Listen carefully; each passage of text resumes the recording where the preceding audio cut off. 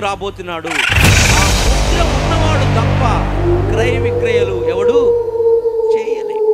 ఆ యెరూషలేము దేవాలయాన్ని పడగొట్టక ముందే ఏ షేము గుడారంలో అయితే కనుక దేవుడు నివసిస్తానని చెప్పాడు, ఆ షేము గుడారమే యెరూషలేము యొక్క దేవాలయం.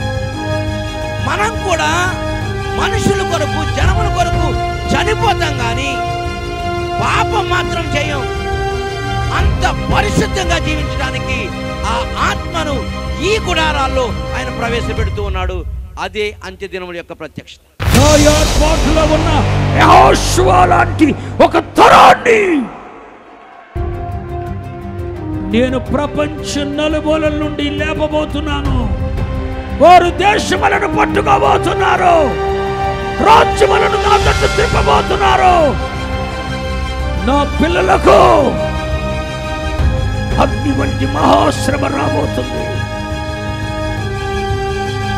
ఆ శ్రమలో వారు ప్రపంచములో ప్రధానులుగా ఎంచబడబోతున్నారు, ఉన్నత స్థాయిని పొందబోతున్నారు, శ్రమలలో నిలిచి నాకు మహిమ తేబోతున్నారు.